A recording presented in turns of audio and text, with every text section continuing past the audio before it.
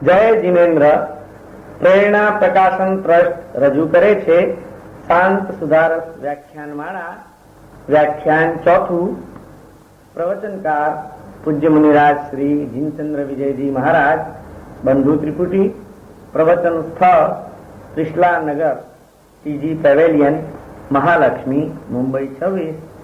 પ્રવચન સમય તારીખ 10 જુલાઈ 1987 ને શુક્રવાર. યદિ ભવ ભ્રમ ખેદ પરાંગમુખમ યદિ ચ ચિત્તમનંત સુખોન્મુખમ શૃણુત તત્સુધિય શુભ ભાવના મૃતરસમ મમ શાંત સુધારસમ.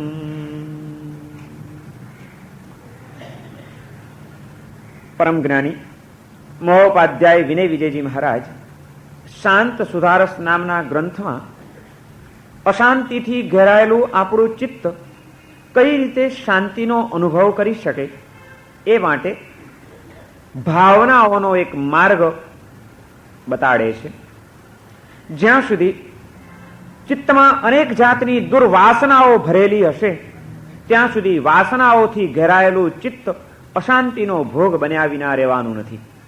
અને એ વાસનાઓને તોડી નાખવાની તાકાત જો કોઈ તત્વની અંદર હોય તો એ પવિત્ર ભાવનાઓમાં છે. અનાદિકાળથી આ બે તત્વોનું અસ્તિત્વ રહ્યું છે. ચિત્તના દુષ્ટ વિચારોની પ્રબળતા એને આપણે ત્યાં વાસના કહેવામાં આવે છે, અને શુભ વિચારોની સ્થિરતા એને આપણે ત્યાં ભાવના કહેવામાં આવે છે. વાસના અને ભાવના બે અનાદિકાલીન તથ્યો રહ્યા છે. દરેક કાળની અંદર બંનેનું અસ્તિત્વ રહ્યું છે. દુર્વિચારો, દુષ્ટ અધ્યવસાયો અને એની પ્રબળતા એ ચિત્તને અશાંતિના ચક્રાવે ચડાવ્યા વિના રહેતી નથી. જેને શાંતિનો અનુભવ કરવો છે એણે વાસનાઓનું બળ તોડી નાખવા માટે પવિત્ર ભાવનાઓની અંદર સ્થિર થઈ જવું જોઈએ. આ ભાવનાઓથી ચિત્તને ભાવિત કેવી રીતે કરી શકાય? ભાવનાઓ કઈ કઈ છે? એનાથી હૃદયને ભાવિત કરવાનું એટલે કેવા કેવા દ્રષ્ટિકોણો અપનાવવાના છે? આ બધી વાતો આ ગ્રંથની અંદર અહીં આગળ વિનય વિજયજી મહારાજ આપણને બતાડવાના છે. અને એ ભાવનાઓનું તત્વજ્ઞાન રજૂ કરતા પહેલા એ કેટલીક ભૂમિકાની વાતો કરી રહ્યા છે કે આ પવિત્ર ગ્રંથ શાંત સુધારસ નો આ ગ્રંથ એ કોણે સાંભળવો? ત્રીજા શ્લોકની અંદર એને સાંભળવા માટેની યોગ્યતા, એ સાંભળવાનો અધિકારી કોણ છે, અથવા તો ખરેખર કોને માટે આ ઉપકારી બની શકે એમ છે, એનું એક વિશ્લેષણ એ ત્રીજા શ્લોકની અંદર કરે છે. અને એમાં એમણે બે શરત બતાડી કે જો આ બે વાતો તમારી પાસે હોય તો તમે આ ગ્રંથ મારો જરૂર સાંભળજો, તમને એમાંથી ચોક્કસ કંઈક લાભ થશે અને કંઈક મળી જશે. અને એ બે વાતો એમણે બતાડી કે યદિ ભવભ્રમ ખેદ પરાંગમુખમ યદિ ચ ચિત્તમ અનંત સુખોન્મુખમ. જો તમારું ચિત્ત અનંત સુખની સન્મુખ બન્યું હોય, એ ક્યારે બને કે જો તમને ભવભ્રમણનો થાક લાગ્યો હોય. બે વાત એમણે બતાડી કે જો તમને ભવભ્રમણનો થાક લાગ્યો હોય અને અનંત સુખની ઝંખના જાગી હોય તો તમે આવો આ શાંત સુધારસનો ગ્રંથ સાંભળો, તમારો થાક ઉતરી જશે અને અનંત સુખની પ્રાપ્તિનો માર્ગ તમને મળી જશે. બે વાતો છે. આપણે જ્યારે આ ગ્રંથ વાંચવા માટે, સાંભળવા માટે ભેગા થયા છીએ, તૈયાર થયા છીએ, ત્યારે આપણે પણ આપણી જાતને આ બે પ્રશ્નો પૂછવા પડશે કે આપણને ભવભ્રમણનો થાક લાગ્યો છે ખરો? આપણો જીવાત્મા અનાદિકાળથી એક જન્મમાંથી બીજા જન્મમાં, એક ગતિમાંથી બીજી ગતિમાં, એક ભવમાંથી બીજા ભવમાં સતત ભટકી જ રહ્યો છે, ભટકી જ રહ્યો છે, ભટકી જ રહ્યો છે. આ ભટક્યાનું ભાન છે ખરું આપણને? ભટકતા ભટકતા ભટકતા એનો કોઈ થાક લાગ્યો છે ખરો આપણને? પગપાળા મુસાફરી કરીને ચાલ્યા જતા હો, જંગલ પસાર કરવાનું હોય, રસ્તો સાચો છૂટી જાય, ઊંધા રસ્તે, આડાઅવળા રસ્તે ક્યાંક ચડી ગયા હો, કલાક, 2 કલાક, 4 કલાક સુધી ફરવા છતાં પણ ક્યાંય માર્ગ મળતો ન હોય તો ભટકીને માણસ થાકી જાય છે, કંટાળી જાય છે અને એમ થાય છે કે હવે શું કરું, પણ ક્યારનો સવારનો ચાલ ચાલ ચાલ ચાલ કરું છું, હજી કઈ રસ્તો મળતો નથી, કઈ પત્તો લાગતો નથી, રખડ્યા જ કરું છું, ઘામ આવતું નથી. હવે તો આ ક્યારે ઘામ આવે, આ ભટકવાનું બંધ થઈ જાય તો સારું. આવો ત્રાસ, થાક, ભટક્યાનું કંટાળો માણસને આવી જતો હોય છે. વિનય વિજયજી મહારાજ આપણને આ પહેલો પ્રશ્ન પૂછે છે કે યદિ ભવ ભ્રમ ખેદ પરાંગ મુખમ, ભવનું ભ્રમણ, ભવ ભ્રમ એનો ખેદ, એના કારણે ભ્રમણના કારણે ઉભો થયેલો ખેદ, ઉદ્વેગ, કંટાળો એ તમારા અંતરમાં આવ્યો છે ખરો? ભવ ભ્રમણનો કોઈ થાક તમે મહેસૂસ કરી રહ્યા છો, અનુભવી રહ્યા છો? અને જેને ભવ ભ્રમણનો થાક લાગે એને શું થાય? બીજી વાત બતાડી કે તો પછી એને અનંત સુખની ઝંખના જાગી જાય કે હવે તો મારે મારા જીવનમાં સુખ જોઈએ છે, પણ એવું સુખ જોઈએ છે જેનો કોઈ અંત ન હોય, જે એક વખત પ્રાપ્ત કર્યા પછી ક્યારે પણ ચાલી જનારું ન હોય, એવું અનંત સુખ મને મળી જાય તો સારું. આવો ભાવ જેના અંતરમાં જન્મ્યો હોય એને માટે આ ગ્રંથ ચોક્કસ માર્ગદર્શક બની શકે એવો છે. બહુ મહત્વની આ બે વાતો છે. તમારો મારો આપણા સૌનો આત્મા અનાદિકાળથી સતત ભટકી રહ્યો છે, સતત ભટકી રહ્યો છે, ભટકી રહ્યો છે. પણ સવાલ એક જ છે કે આપણને ભટકી રહ્યાનું ભાન છે ખરું? આ ભટક્યાનો કોઈ થાક આપણને લાગ્યો છે? બહુ રખડ્યા, હવે તો બહુ રખડ્યા, આડા અવડા રખડતા રખડતા રખડતા દમ નીકળી ગયો, બાપા હવે આ રખડવાનું અટકી જાય તો સારું. આવી કોઈ અનુભૂતિ ક્યારેક પણ આપણા જીવાત્માએ કરી છે ખરી? ભટક્યાનો થાક કોને લાગે? જેને હું ભટકી રહ્યો છું એનું ભાન હોય તેને. હું ભટકી રહ્યો છું એનું ભાન પણ છે ખરું આપણને? કે મજા છે? આપણને થાક લાગ્યો છે કે મજા આવે છે આ સંસારમાં? હે ભાઈ, હું તમને બધાને પૂછી લઉં કે તમે બધા મજામાં છો? શિષ્ટાચાર છે ને, બે માણસ ભેગા મળે તો તરત જ પૂછે કેમ ભાઈ મજામાં? એમ આ 4 દાડા મેં ન પૂછ્યું, હવે ભાન આવ્યું તો હવે તો હું તમને પહેલા પૂછું ને, આપણો નવો પરિચય છે, હું તમને પૂછી લઉં કેમ ભાઈ બધા મજામાં છો ને? આપણે મજામાં છીએ. આપણને શું તકલીફ છે? આપણને ક્યાં થાક લાગ્યો છે? આપણને કયો ખેદ જન્મ્યો છે? આપણે ક્યાં આનાથી હવે ત્રાસી ગયા છીએ? આપણે તો મજામાં છીએ. કોઈ પૂછે કેમ મજામાં? આવો, બહુ મજામાં. અને જ્યાં સુધી આપણે મજામાં છીએ ત્યાં સુધી વિનય વિજયજી મહારાજ કહે છે કે મારી કાંઈ જરૂર નથી તમને. એને જ વિનય વિજયજી મહારાજ ઉપયોગી બની શકે એમ છે, એની ઉપર જ એને માટે જે ઉપકારી બની શકે એમ છે, જેને ભવ ભ્રમણનો થાક લાગ્યો હોય. પણ એ થાક તો લાગશે કે પેલા ભાન થશે તો હું ભટકી જ રહ્યો છું એનું ભાન પણ છે ખરું આપણને? ઘણી વખત તો વિચારીએ ત્યારે એમ લાગે કે સામાન્ય કક્ષાના અબૂઝ અને અબૂધ એવા માણસોને પણ કેટલી જે ભાન હોય છે, જેટલી સમજ હોય છે એટલી પણ સમજ ઘણીવાર આપણને નથી હોતી. પોતાની જાતને બુદ્ધિમાન, શિક્ષિત, વિચારક, હોશિયાર ગણતા આપણે સામાન્ય કક્ષાના અભણ, આદિવાસી ગણાતા માણસોમાં પણ જેટલી સમજ હોય છે એટલી આપણામાં ઘણીવાર નથી હોતી. થોડાક વર્ષો પહેલા વિહાર કરતા કરતા અમે જતા હતા. એક પછી એક નાના નાના ગામડાઓમાંથી પસાર થઈને આગળ વધવાનું હતું. એક દિવસ 8-10 માઇલનો પંથ કાપવાનો હતો. ચાલ્યા જતા હતા. રસ્તામાં વચ્ચે બીજા 2-3 નાના નાના ગામડા આવે, પણ એ ગામો છોડીને અમારે આગળ વધવાનું હતું. ચોથા ગામ ઉપર અમારો મુકામ હતો.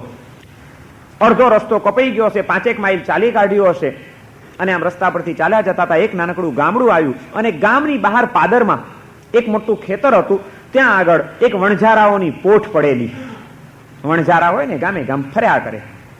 એ કાં તો સાથે ગાડું હોય અથવા તો 2-4 ગધેડા હોય. ગધેડા ઉપર એક ખાટલો ઊંધો નાખી દે, એ ખાટલાની ઉપર જ એની બધી ગરવખરી હોય અને ચાલ્યા જાય. કોક ગામની બહાર પડાવ નાખે. ગામમાં જે કંઈ પરચુરણ મજૂરી મળે એ મજૂરી કરી લે. કોઈ કલાઈ વાળા હોય તો કલાઈ કરી લે. ગામમાં આખો દિવસ ફરે, કલાઈ કરાવવી છે, કલાઈ કરાવવી છે, કલાઈ, અને કોકનું કામ મળી જાય, કલાઈ કરી લે, મજૂરી કરી લે, કામ પતાવી લે. જ્યાં સુધી ગામમાં કામ મળ્યું ત્યાં સુધી ત્યાં રે. એ ગામમાં કામ મળતું બંધ થયું એટલે વળી પાછા ત્યાંથી દેરા તંબુ ઉપાડે, વળી પાછી પોઠ આગળ વધે, બીજા ગામમાં જઈને પડાવ નાખે. આવી વણઝારાઓની એક પોઠ ગામના પાદરમાં એક ખેતરની અંદર પડેલી હતી. ઠંડીના દિવસો, શિયાળાના દિવસો હતા. સવારના અમે વિહાર કરીએ એટલે ઠંડી તો એવી લાગે કે ઠૂઠવાઈ જઈએ. અને એમાં ઉગાડા ખેતરમાં સાવ નાનકડી એક કપડાનું આમ તંબુ જેવું બાંધેલું અને એમાં પડ્યા હોય ને બહાર 2 ઈંટો મૂકીને એની ઉપર ચૂલો કરીને રોટલા ટીપતા હતા. એના બૈરાઓ ભાઈઓ બહાર બેઠા હતા, બીડી ફૂંકતા હતા હું ત્યાંથી પસાર થયો, મને એમ થઈ ગયું કે આપણી પાસે સાલ છે, ઓઢવાનું આ બધું છે, તો આપણને ઠંડી લાગે છે, આ લોકોને તકલીફ નહીં પડતી હોય. આવા સાવ નાનકડા એક કપડાના તંબુની અંદર રહે છે. જરાક ઊભો રહી ગયો હું ત્યાં આગળ. ઊભો રહી જઈને મેં એ લોકોને પૂછ્યું, મેં કીધું ભાઈ તમે લોકો કેમ આવામાં રહો છો? વ્યવસ્થિત ઘર નથી બનાવ્યું તમે? કેટલી બધી ઠંડી લાગે, ઉનાળામાં તાપ પણ લાગે, ચોમાસામાં પાણીનો કેટલો બધો પ્રોબ્લેમ થઈ જાય, પલળી જવાય. તમે કોઈ વ્યવસ્થિત એક ઘર પણ નથી બનાવ્યું, તમે આવામાં કેમ રહો છો? તમને કંઈ તકલીફ નથી પડતી? ત્યારે વણઝારાઓએ જે મને જવાબ આપ્યો, એ જવાબ સાંભળતાની સાથે હું તો સ્તબ્ધ થઈ ગયો. મને એમ થઈ ગયું કે જ્ઞાની કોને કહેવા? આપણે આપણી જાતને જ્ઞાની માનવી કે સાચા જ્ઞાની આ છે? મેં એને પૂછ્યું કે ભાઈ તમે અહીં આવી રીતે કેમ રહો છો, સરખું ઘર નથી બનાવ્યું? ત્યારે એણે વાત કરી કે સાધુ મહારાજ, અમે તો ભટકતી જાત, અમારે વળી ઘર કેવા? અમે તો ભટકતા ભટકતા ભટકતા અહીં આવ્યા છીએ. 4, 6, 15 દાડા અહીં રહીશું, અહીંથી વળી પાછા ભટકતા ભટકતા ભટકતા ક્યાંક ચાલ્યા જવાનું. જ્યાં કાયમ રહેવું નહીં ત્યાં વળી જાજી ઝંઝાળશી. એમ કે મહારાજ અમે તો ભટકતી જાત છીએ, ભટકતા ભટકતા આવ્યા છીએ અને ભટકતા ભટકતા ચાલ્યા જવાના છીએ. ક્યાં અમારે અહીં કાયમ રહેવું છે? તે આ બધી ઝંઝાળ અમે કરીએ? મને એમ થઈ ગયું કે કેટલી બધી તત્વજ્ઞાનની આણે વાત કરી દીધી. એને એટલું પણ ભાન હતું, અભણ ગણાતા, આદિવાસી ગણાતા, વણઝારા ગણાતા, એ અશિક્ષિત માણસોને પણ એટલું ભાન હતું કે અમે એટલે ભટકતી જાત, અમારે ક્યાંય કાયમ રહેવાનું નહીં, અમે તો સતત ભટક્યા જ કરીએ. એમાં વળી શું બહુ થોડોક ટાઈમ રહેવું, એમાં ઝંઝાળ કરવી. એને એટલી ખબર હતી અમે એટલે ભટકતી જાત. આપણને ખબર છે ખરી કે આપણે એટલે ભટકતી જાત છીએ? ભટકતા ભટકતા ક્યાંકથી અહીં આવ્યા છીએ. 5, 15, 25, 50 વર્ષની આ જિંદગી માટે અહીં ડેરા તંબુ નાખીને પડ્યા છીએ. વળી પાછા અહીંથી ભટકતા ભટકતા ક્યાંક ચાલ્યા જવાનું છે, કાયમ રહેવાનું જ નથી. અને જ્યાં કાયમ રહેવું નહીં ત્યાં વળી જાજી જંજાળસી. ઠીક છે, સાહેબ ઠીકઠાક કરી લીધું, વ્યવસ્થિત કરી લીધું, ટાઈમ પાસ કરી લીધો, બાકી એમાં બહુ શું ચોંટી પડવાનું? એટલું એને ભાન હતું. આપણને આટલો ખ્યાલ ખરો કે હું એટલે એક ભટકતી જાત છું? શું ભાઈ, આપણે કોણ? આપણે કોણ? તમે બધા રહેવાસી કે પ્રવાસી? આપણે પ્રવાસી કે રહેવાસી? બેમાં ફરક તો ખબર છે ને? જે કાયમ રહેવાનો હોય એ રહેવાસી કહેવાય, જે ક્યાંકથી આવ્યો હોય અને વળી પાછો ચાલ્યો જવાનો હોય એ પ્રવાસી કહેવાય. આપણે બધા રહેવાસી કે પ્રવાસી? થોડા આગળ આવી જાવ, જગ્યા નથી. હું એટલે એક ભટકતી જાત છું. મારે કાયમ માટે અહીં રહેવાનું નથી. હું પહેલા પણ ક્યાંક હતો, આજે અહીં આવ્યો છું, આવતીકાલે કોઈક નવી જ જગ્યાએ હોઈશ. સતત મારો પ્રવાસ ચાલી રહ્યો છે. પ્રવાસી માણસ પ્રવાસ કરે, પ્રવાસમાં સારામાં સારી સગવડો મળે એ માટેની થોડીક ચિંતા પણ કરે, પણ ગમે એટલી સારી સગવડ મળી હોય એની ઉપર ચોંટી ન પડે. મુસાફરીમાં ગયા હો કે યાત્રા કરવા ગયા હો અને સારામાં સારી ધર્મશાળા મળી હોય તો એ ધર્મશાળામાં પછી ચોંટી પડો, ત્યાંની સગવડ ભોગવો, માણો બધું જ. પણ તે વખતે ધર્મશાળામાં રહેતા હો ત્યારે પણ તમને ખ્યાલ તો હોય ખરો કે નહીં કે આ આપણું ઘર નથી, અહીં આપણે આવ્યા છીએ, વળી પાછા 2 દાડા પછી અહીંથી આપણે નીકળી જવું છે. માટે ગમે એટલી સગવડ હોય તો એ મારું કરીને એની અંદર ચોંટી પડતા નથી. અને કદાચ ક્યારેક ક્યાંક કોઈક ધર્મશાળામાં થોડીક અગવડ હોય તો ત્યાં આગળ બહુ ઊંચા નીચા થઈ જાઓ છો. ઠીક છે, કદાચ બહુ તો તમે રિક્વેસ્ટ કરો ત્યાંના માણસોને કે ભાઈ જરા આટલી અગવડ છે, જરાક વ્યવસ્થા કરી આપો ને, અથવા તો ફરિયાદ કરો ત્યાં. પણ એને કારણે કંઈ બહુ ઊંચા નીચા થઈ જાઓ ત્યાં આગળ બધું વ્યવસ્થા નવી કરાવવા બેસો. કારણ કે તમે સમજો છો ક્યાં આપણે અહીં રહેવું છે યાર, 2 દાડા રહેવું છે, અગવડ સગવડ નભાવી લો, આપણે ક્યાંય કાયમ રહેવું છે, હાલ્યા જવું છે, નકામી શું કામ આટલી બધી ઉપાધિને પંચાયત કરવી પણ. અને માટે માણસ ત્યાં આગળ કોઈ દિવસ જાજા ઉધમાત કરતો નથી, શાંતિથી પ્રવાસ પૂરો કરીને આવતો રહે છે. આ સંસારની અંદર શાંતિથી પ્રવાસ પૂરો કરવો હોય તો આટલું ભાન કેળવી લેવું બહુ જરૂરી છે કે હું એટલે એક પ્રવાસી છું. થોડોક ટાઈમ અહીં આવ્યો છું, અગવડ સગવડ કદાચ હોય તો ઠીક છે, પ્રયત્ન કરું, વ્યવસ્થિત કરી લઉં, પણ એમાં બહુ આંકડા વ્યાકડા થઈ જવાની જરૂર નથી. બહુ અનેક સગવડો હોય તો એમાં આસક્ત થઈ જવાની જરૂર નથી. થોડી ઘણી કદાચ અગવડ હોય તો એમાં બહુ ઊંચા નીચા થઈ જવાની જરૂર નથી. મનને સમજાવવાનું ક્યાં આપણે અહીં કાયમ રહેવાનું છે, આપણે તો પ્રવાસી છીએ, આવ્યા છીએ, વળી પાછા ચાલ્યા જઈશું. ઠીક છે ભાઈ, નભાવી લ્યો, પસાર થઈ જાઓ, આમાંથી શાંતિથી જીવન જીવી જાઓ. વિનય વિજયજી મહારાજ કહે છે કે આ શાંત સુધારસ ગ્રંથ સાંભળવા માટેનો અધિકારી કોણ છે? જેનેમાંથી આ 2 વાતો છે કે ભવ ભ્રમણનો જો તમને થાક લાગ્યો હોય, હું ભટકી રહ્યો છું, સતત ભટકી રહ્યો છું, એનું ભાન હોય ને ભટક્યાનો થાક લાગ્યો હોય, હવે થાક્યા હો કે હવે ભટકવું ન પડે તો સારું, ક્યાંક ઠરીઠામ થઈ જઈએ તો. હા, ગમે એટલી પ્રવાસમાં સગવડો હોય અહીં તમે મુંબઈની અંદર સિંગલ રૂમના કે બહુ બધો ડબલ રૂમના ફ્લેટમાં રહેતા હો અને જોઈએ એટલી સગવડો ન હોય અને કદાચ તમે માથેરાન ગયા હો ફરવા માટે 15 દાડા, ત્યાં 3 સ્ટાર કે 5 સ્ટાર હોટલમાં ઉતર્યા હો, બધી સગવડ હોય, પણ ગમે એટલી સગવડો હોય છતાં ત્યાં આગળ ચોંટી પડો કે પાછું ઘર યાદ આવે? ત્યાં જેટલી સગવડો ઘરમાં નથી છતાં છેવટે માણસનું મન ક્યાં ઠરે છે? 2 દાડા 4 દાડા 8 દાડા રહ્યા એટલે વળી પાછું તરત જ ઊંચા નીચા થાવ ને હવે ચાલો જલ્દી ઘરે પહોંચીએ. અને બહારથી માણસ આવે છે, ઘરમાં આવે છે ત્યારે હાસ ઠેકાણે પહોંચ્યા. કારણ કે ગમે તેમ હોય તો એ ઘર છે, બહાર ગમે એટલી સગવડો હોય પણ એ આપણું ઘર નથી. વિનય વિજયજી મહારાજ કહે છે સંસારની અંદર પુણ્યના ઉદયથી કદાચ થોડા ઘણા સુખો પણ આજે તમે મેળવી ચૂક્યા હો, સુખની સામગ્રીઓ પણ મળી ચૂકી હોય, પણ એટલું સમજી રાખજો કે એ તમારું ઘર નથી. માટે ક્યાંય પણ ત્યાંય ચોંટી પડવાનો વિચાર કરતા નહીં, એમાં પાગલ થઈ જતા નહીં. સાચી શાંતિ તો આત્મામાં આવવામાં, ઘરમાં આવવામાં જ મળવાની છે. હાલો પાછા ઘરે પહોંચીએ, બસ એમાં જે મજા છે એ બહાર ક્યાંય મજા નથી. માટે ભવ ભ્રમણને લંબાવવા જેવું નથી. આ ભટકવાનું અટકી જાય તો સારું. આપણે તો સતત ભટકી જ રહ્યા છીએ, અટકવાનું નામ લેતા જ નથી, ભટકવાનું જ ચાલી રહ્યું છે. વિનય વિજયજી મહારાજ કહે છે કે ભટકવાનું ભાન હોવું જોઈએ અને એ ભટક્યાનો થાક લાગવો જોઈએ. જો તમે એનાથી હવે થાક્યા હો કે કેવી વિષમતાઓ આ સંસારની અંદર, આવી વિષમતાઓથી ભરેલા આ સંસારમાં ભટકવું પડે એ બહુ દુઃખદ વાત છે. મારે હવે ન ભટકવું પડે તો સારું, આવી જો ઈચ્છા તમારા મનમાં જાગી હોય અને અનંત સુખની ઝંખના જાગી હોય. બીજા નંબરની વાત કરી કે યદિ ચિત્તમ અનંત સુખોન્મુખમ, અનંત સુખની સન્મુખ જો તમારું ચિત્ત થયું હોય તો તમે આ મારો ગ્રંથ સાંભળજો. બહુ મહત્વની વાત આ બીજી પણ એમણે કરી. સુખની સન્મુખ તો દરેક સંસારી જીવ છે જ. કોઈ પણ સંસારી આત્માને જઈને પૂછો કે તારી ઈચ્છા શું, તો શું જવાબ મળશે? સુખ જોઈએ છે. સુખની સન્મુખતા તો દરેકની છે, પણ વિનય વિજયજી મહારાજ અહીં સુખની આગળ પણ એક વિશેષણ વાપરે છે કે જો અનંત સુખની ઝંખના તમને જાગી હોય તો તમે આ ગ્રંથ સાંભળજો. તમને અહીં જે મારે માર્ગ બતાડવાનો છે એ ભૌતિક કોઈક આ લોકના અલ્પકાલીન સુખની પ્રાપ્તિના કોઈ રસ્તા મારે બતાડવા નથી. આ ગ્રંથની અંદર જે રસ્તા આવવાના છે એ અનંત સુખની પ્રાપ્તિ માટેના હશે. તમારે અનંત સુખ જોઈએ છે ખરું ભાઈ? સુખ કેવું જોઈએ છે આપણને? જે આવીને ચાલ્યું જાય એવું? એક સુખની સાથે અનેક દુઃખો ભેગા ભળેલા હોય એવું? કેવું સુખ આપણને જોઈએ છે? આપણા સુખની કોઈ કલ્પના ખરી? સુખની શોધમાં નીકળી પડેલા આપણે સુખની કોઈ કલ્પના કરી છે ખરી કે આપણને કેવું સુખ જોઈએ છે? કોઈ તમને પૂછે કે ભાઈ તમારે સુખ જોઈએ, બોલો કેવું સુખ જોઈએ છે? કહી દો તમે, જોઈએ એવું તમને હું સુખ આપી દઉં. તો તમે વિચાર કરી રાખ્યો છે કે કેવું સુખ જોઈએ? સુખનું ઇન્ટરપ્રિટેશન, સુખની વ્યાખ્યા, સુખનું વિશ્લેષણ આપણે શું કરીશું? કેવું સુખ જોઈએ છે? બોલો, સુખ તો જોઈએ છે ને? કેવું જોઈએ છે આપણને? નથી, વિચાર જ નથી કર્યો. એમાં પણ બસ અમારે તો સુખી થવું છે, અમારે સુખ જોઈએ છે. એટલે પણ કેવું સુખ જોઈએ છે? ના, તો એનો અમે કોઈ વિચાર નથી કર્યો. સુખની પ્રાપ્તિ માટે વિનય વિજયજી મહારાજ એક નવી દ્રષ્ટિ આપે છે કે સુખ મેળવવા જેવું છે પણ એ અનંત સુખ જ મેળવવા જેવું છે. આજના સંસારના પ્રત્યેક સુખો એ અલ્પકાલીન સુખો છે. અલ્પકાલીન સુખોમાં જ આજનો સંસારી જીવ અટવાયો છે.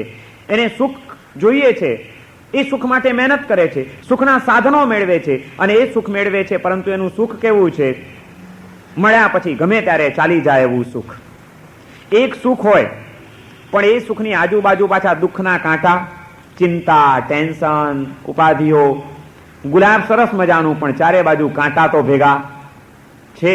આ સંસારના કોઈ પણ સુખો ગુલાબ જેવા હશે પણ એક ગુલાબ મેળવવા માટે 10 કાંટાને પણ સ્વીકારવાની તૈયારી ભેગી જ રાખવી જોઈએ, નહીં તો સુખની તરફ દોટ મુકતા નહીં, એમ વિનય વિજયજી મહારાજ કહે છે આપણને.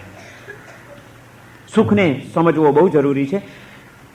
આજ વિનય વિજયજીના સ્વાધ્યાયી એમના મિત્ર યશો વિજયજી મહારાજે અધ્યાત્મ સાર નામનો એક ગ્રંથ બનાવ્યો છે અને એ ગ્રંથની અંદર એમણે સુખનું વિશ્લેષણ કર્યું છે અને એમાં એમણે સુખના 2 ભેદ પાડી દીધા છે. એક સાંસારિક સુખ, વૈષયિક સુખ અને એક આત્મિક સુખ, એમ એમણે 2 ભેદ પાડ્યા. બંને સુખ છે પણ છતાં વૈષયિક સુખ એની પાછળ પડવા જેવું નથી. મેળવવું જોઈએ તો આધ્યાત્મિક અને આત્મિક સુખ જ મેળવવા જેવું છે, એવી એમણે પ્રેરણા કરી અને એ પ્રેરણાની પાછળ એમણે બંનેના કારણો સમજાવ્યા છે કે વૈષયિક સુખ સુખ હોવા છતાં પણ એને મેળવવા માટેની દોત મૂકવા જેવી નથી. એનું કારણ કે વૈષયિક સુખ 3 કલંકોથી કલંકિત છે. એ સુખ હોવા છતાં એને 3 કલંક લાગેલા છે. પરાધીનમ સર્મ ક્ષય વિષયકાંક્ષૌગ મલિનમ. 3 વાત બતાડી એમણે. 5 ઇન્દ્રિયના માધ્યમો દ્વારા મળતા જે વૈષયિક સુખો છે એ સુખની અનુભૂતિ કરાવે છે, માટે જ તો જીવ એની પાછળ દોટ મૂકે છે. કોઈ એમ કહેતું હોય કે સંસારમાં શું સુખ પડ્યું છે, નકામાં તમે સંસારમાં પડ્યા છો, નીકળી જાઓ. કદાચ અમે લોકો સાધુ આવું બધું બોલતા હોઈએ છીએ, પણ એ વાત ખોટી છે. સંસારમાં સુખ નથી એમ કોઈ કહેતું હોય તો એ વાત તદ્દન ખોટી છે. સંસારમાં સુખ તો છે જ, માટે જ તો માણસ સંસાર તરફ દોટ મૂકે છે. કારણ કે જ્યાં જીવને સુખ દેખાય ત્યાં જ જીવ પ્રવૃત્તિ કરવાનો છે. દુઃખ માટે કોઈ જીવ પ્રવૃત્તિ કરતો જ નથી. અને એક વખત પણ એને સુખ લાગે છે, માટે જ ફરીથી જીવ ત્યાં ખેંચાય છે. સુખ તો છે, પણ એ સુખ બહુ વિચિત્ર પ્રકારનું છે, માટે સુખ મેળવવા જેવું નથી. સંસારમાં સુખ નથી એમ નહીં, પેંડો ખાવ તો મીઠો જ લાગે છે, કોઈને કડવો નથી લાગતો, માટે તો બીજે દિવસે પણ માણસ પેંડો ખાવાનું મન કરે છે. જો એને કડવો લાગતો તો થૂ કરીને થૂંકી નાખત. શું સુખ છે? નહીં, સુખ છે, માટે તો જીવ ભોગવે છે એને. પણ છતાં એ વિજયજી મહારાજ કહે છે કે તોય સંસારના સુખોની પાછળ પાગલ થવા જેવું નથી. કારણ કે સુખ હોવા છતાં એ સુખને 3 કલંક લાગેલા છે. સૌથી પહેલી વાત એમણે બતાડી કે પરાધીનમ. સંસારનું સુખ પરાધીન છે. એ સુખની અનુભૂતિ તમારે કરવી હોય પણ એ તમારા હાથની વાત નહીં. પર વસ્તુનો કે પર વ્યક્તિનો સહયોગ હોય, એનો સહારો લેવો પડે તો જ તમે સુખની અનુભૂતિ કરી શકો. સ્વતંત્રતા નથી એ સુખની અંદર, પરતંત્રતા છે, પરાધીનતા છે. રસનેન્દ્રિયનું સુખ માણવું છે તો મિષ્ટ ભોજન જોઈશે તો જ તમે સુખની અનુભૂતિ કરી શકો, નહીં તો. ચક્ષુ ઇન્દ્રિયનું સુખ માણવું છે પણ સુંદર રૂપ જો સામે હશે તો જ તમે એ ચક્ષુ ઇન્દ્રિયનો આનંદ માણી શકશો. જ્ઞાનેન્દ્રિયનો આનંદ માણવો છે, સુખની અનુભૂતિ કરવી છે, સેન્ટ, પરફ્યુમ, અત્તર, કોઈક સુગંધી ફૂલ, કોઈક પણ વસ્તુ જોઈશે, એના વિના તમે એમને એમ સુખની અનુભૂતિ કરી શકો? 5 ઇન્દ્રિયના વિષય સુખો એ પરાધીન છે. એને માટે જીવને બીજા કોઈક તત્વનું અવલંબન લેવું પડે છે, બીજાની ઉપર આધારિત રહેવું પડે છે, બીજાનો સહારો લેવો પડે છે, સ્વાધીન નથી. અને જ્યાં સ્વાધીનતા ન હોય એ સુખ પણ શું કરવાના? પરાધીનમ સર્મ. અને પછી બીજું વિશેષણ વાપર્યું કે પરાધીન છે માટે જે ક્ષણિક છે. ગમે એટલો સુખનો અનુભવ તમને થતો હોય ને સુખ મળતું હોય પણ એ સુખ કાયમ ટકનારું નથી. એ ક્ષણિક છે, ગમે ત્યારે નાશ પામી જનારું છે. આજે તમે મેળવ્યું પણ આવતીકાલે તમારી પાસે ન પણ હોય એવું બની શકે છે. કારણ કે જે કોઈ પરાધીન હોય એ બધું ક્ષણિક હોય. જ્યાં સુધી પર વસ્તુનો સહારો ત્યાં સુધી સુખ. જ્યાં એ વસ્તુનું સંયોગ છૂટ્યો એટલે પતી ગયું તમારું સુખ પણ. સ્વજનની પ્રાપ્તિનું સુખ ક્યાં સુધી? સ્વજન હોય ત્યાં સુધી. સ્વજન ચાલ્યા ગયા એટલે જે પત્ની તમારા માટે સુખનું કારણ હતી એ પત્નીનો વિયોગ થયો, એનું મૃત્યુ થયું, એટલે એ જ પત્નીને યાદ કરીને હવે તમે સુખી થવાના કે દુઃખી? સંયોગ હતો ત્યાં સુધી સુખી, સંયોગને બદલે વિયોગ થયો એટલે તરત જ દુઃખી. કારણ કે સુખ તમારું સ્વાધીન નહોતું, એ વ્યક્તિની ઉપર આધારિત હતું, એ વસ્તુની ઉપર આધારિત હતું, એ પદાર્થની ઉપર આધારિત હતું. જ્યાં સુધી એનો સંયોગ ટકે છે ત્યાં સુધી આપણે સુખની અનુભૂતિ કરી શકીએ છીએ. વળી પાછું દુઃખ આવી ગયા વિના રહેતું નથી. પરાધીન છે માટે જ એક ક્ષણિક છે. અને જે પરાધીન અને ક્ષણિક છે એની સાથે ત્રીજું વિશેષણ વાપર્યું કે ચિત્તને ચંચળ અને મલિન બનાવનારા છે વૈષયિક સુખો. પરાધીન છે, ક્ષણિક છે, માટે સતત ચિત્તને ચંચળ કરે છે. મળશે કે નહીં મળે કાલે, ચાલ્યું તો નહીં જાય ને, મારું કોઈ ઝૂંટવી તો નહીં લે ને, આમાં કંઈ ગડબડ તો નહીં થઈ જાય ને, મારું ટીવી કોઈ બગાડી તો નહીં જાય ને, એ માંગવા આવ્યા છે આપું કે ના આપું. પરાધીન છે, ક્ષણિક છે. ખબર છે કે ગમે ત્યારે મારી ગાડી બગડી શકે છે, ગમે ત્યારે મારું ટીવી બગડી શકે છે, ગમે ત્યારે મારી પ્રિય વ્યક્તિનો પ્રેમ તૂટી શકે છે, ગમે ત્યારે પરિવર્તન આવી શકે છે, એમાં કંઈ ફેરફાર તો નહીં થાય ને. ભાઈ સંભાળો, ભાઈ સંભાળો. સતત તાણમાં રાખનારું છે, સતત બોધરેશન અને ચિંતા ઉપજાવનારું છે, સતત માણસને એક જાતની ખેંચ વર્તાઈ રહી છે એની અંદર. પરાધીનમ સર્વક્ષય વિષયકાંક્ષૌગ મલિનમ. આજે મળ્યું છે કાલે પાછું મળશે કે નહીં મળે એ માટે મારે શું કરવું જોઈએ? વિષયોની આકાંક્ષા, એ આકાંક્ષાના કારણે ચિત્તને ચંચળ બનાવે છે. માણસનું મન ઠરી શકતું જ નથી. વધુ ને વધુ કેમ મેળવવું, મેળવેલું કેમ ટકાવવું, ટકેલું કેમ પાછું સુખ જ આપ્યા કરે, એમાં કોઈ ફેરફાર કેમ ન થાય, બગડી કેમ ન જાય, કોઈ ઉપાડી કેમ ન જાય, એ માટેની સતત ચિંતાઓ, સતત વિચારો, સતત સંકલ્પ અને વિકલ્પો, આ બધાની અંદર ચિત્ત ઘેરાયેલું રહે છે આપણું. અને અને એ ચિંતાઓના કારણે મલિનતા પણ આવતા વાર લાગતી નથી મનની અંદર. એ મલિનતાને જન્માવનારું છે. માટે સુખ હોવા છતાં પણ એ પરાધીન છે, ક્ષણિક છે, ચિત્તને ચંચળ અને મલિન બનાવનારું છે. માટે એની પાછળ પડવા જેવું નથી. એની સામે આધ્યાત્મિક સુખના 3 વિશેષણો બતાડ્યા છે વિજયજીએ, કે આત્મિક સુખ જે છે એની 3 વિશેષતાઓ છે. સૌથી પહેલું તો એ સ્વાધીન છે. આ પરાધીન છે, આ સ્વાધીન છે. અધ્યાત્મનું સુખ મેળવવું છે, આત્માની અનુભૂતિનું, આત્માની અનંત સુખની અનુભૂતિ કરવી છે. તમારે કોઈ વ્યક્તિ, કોઈ વસ્તુ, કોઈ પરિસ્થિતિ, કોઈના અવલંબનની જરૂર નથી. જે હતું એ બધું છોડ્યું, એકલા હતા છતાં મહાવીર પરમ સુખની અનુભૂતિ કરી શકતા હતા. મહાવીરની પાસે 5 ઇન્દ્રિયના વિષય સુખોમાંની કોઈ પણ સુખની સામગ્રી નહોતી. ચક્ષુ ઇન્દ્રિયના કોઈ સુખો હતા એની પાસે? અત્તર પરફ્યુમ લઈને દીક્ષા લીધી હતી ભગવાન મહાવીરે, કે પછી વળી મને જરૂર પડશે આ રાજકુમાર તરીકે ટેવાયેલો છું આ બધાથી, માટે ત્યાં પણ વળી પાછી તકલીફ ન પડે, બધું લઈને નીકળ્યા હતા ને ભેગું? સુવાળી પથારી લીધી હશે, અત્તર અને પરફ્યુમની 2-4 બાટલીઓ લીધી હશે, મનગમતા ભોજન લીધા હશે. શું હતું મહાવીરની પાસે? 12.5 વર્ષની સાધના દરમિયાન મહાવીરની પાસે વૈષયિક સુખના કયા કયા સાધનો હતા? ખાવાનું હતું, સૂંઘવાનું હતું, સુવાળા સ્પર્શો હતા, સુંદર રૂપ હતા, મધુર સંગીત હતું, કંઈ જ નહોતું. પણ એ બધામાંથી પ્રત્યાહાર કરીને, મનને પાછું વાળીને જ્યાં અંદરમાં ઉતર્યા, આત્મિક શક્તિનો સ્પર્શ કર્યો, ત્યાં અધ્યાત્મની અનુભૂતિનું જે સુખ છે એ સુખ સ્વાધીન છે. એવી સુખની અનુભૂતિમાં એ ખોવાઈ ગયા. મહાવીરને તપ કરવો નહોતો પડ્યો, તપ થઈ ગયો હતો. પરાણે મનને મારીને ના, મારે નથી ખાવું એ રીતે મહાવીરે 12 વર્ષનો તપ નથી કર્યો, પણ સહજ રીતે તપ થઈ ગયો. અંદરથી અનુભૂતિ આનંદની એવી હતી, તૃપ્તિ એવી હતી કે એને ખાવાની જરૂર જ ન પડી. માણસને જ્યારે આનંદ મળતો હોય છે, સુખ મળતું હોય છે, ત્યારે ખાવાનું પણ ભૂલી જતો હોય છે માણસ. રોજ ટાઈમસર ખાવા માટે જોઈતું હોય, માની લો અડધો કલાક પણ જો ઘરવાળાએ રસોઈ વહેલી મોડી કરી નાખી હોય કે આગુ પાછું થયું હોય તો પિત્તો છટકી જતો હોય અને ગરમ થઈ જતા હો, એના એ તમે માની લો કે 10 વર્ષે આજે દીકરો તમારો અમેરિકાથી આવ્યો છે, 10 વર્ષ પછી આજે તમારો દીકરો મળે છે, એકનો એક દીકરો છે ને, તમને એની ઉપર ખૂબ પ્યાર છે. એવો દીકરો આજે આવ્યો અને એની સાથે તમે બેઠા છો ને, 10 વર્ષની પોતાની બધી વાતો ત્યાંની કરી રહ્યો છે. એ વાતોમાં તમને એવી મજા આવી ગઈ છે, ક્યાં 4 કલાક નીકળી ગયાની ખબર પણ પડે છે ખરી? જમવાનો ટાઈમ ચાલ્યો જાય તે છતાં ખ્યાલ પણ આવે છે ખરો? તમારે મારે નથી ખાવું એવો વિચાર નથી કરવો પડ્યો, પણ બીજા આનંદમાં એવા તમે લીન બની ગયા હતા કે ખાવાનું યાદ પણ નથી આવતું, ખાવાનું સહજ રીતે છૂટી ગયું. મહાવીર અંતરની અંદર એવા ખોવાઈ ગયા હતા. એ આત્માની સાધનાનો અને આત્માની અનુભૂતિનો આનંદ એવો હતો કે એને ખાવાની જરૂર જ ન પડી, યાદ જ નહોતું આવ્યું કે મારે કંઈ ખાવાની જરૂર છે. આત્માનો આનંદ સ્વાધીન આનંદ છે. કોઈ વ્યક્તિ નહોતી મહાવીર પાસે, કોઈ વસ્તુ નહોતી મહાવીર પાસે, કોઈ પરિસ્થિતિ નહોતી મહાવીર પાસે. જંગલમાં એકલા હતા, સાવ એકલા.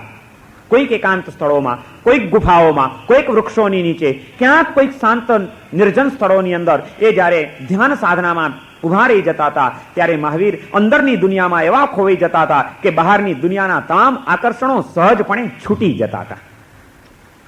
અને જે સાહજિક સાધના છે એ જ તો ઉચ્ચ કક્ષાની સાધના છે. જ્યાં સહજતા છે ત્યાં આનંદ છે.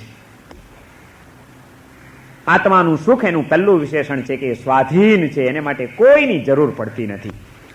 અને સ્વાધીન છે માટે જે શાશ્વત છે, જે તમારા હાથની વાત છે, તમે ધારો ત્યારે ભોગવી શકો. ક્યાં તમારે કોઈનું એને માટે રાહ જોવાની છે, કોઈ વસ્તુની આશા રાખવાની છે? સ્વાધીન છે માટે શાશ્વત છે. અને શાશ્વત છે, પોતાની પાસે જ છે, પોતાનું જ છે. એટલે હવે એને અંગેની કોઈ ચિંતા, કાલે મને મળશે કે નહીં મળે, શું કરીશ, કોઈ લઈ તો નહીં જાય ને, અરે મારું જ છે, મારી પાસે જ છે, કોઈને જૂટવી શકે એવું છે નહીં. પછી શા માટે મારે ચિંતા કરવાની? કોઈ સંકલ્પ વિકલ્પો, કોઈ ચિંતાઓ, કોઈ વ્યાકુળતાઓ એ ચિત્તમાં જન્માવતું નથી. એટલું જ નહીં, કોઈ મલિનતાઓ પણ એના કારણે પેદા થતી નથી.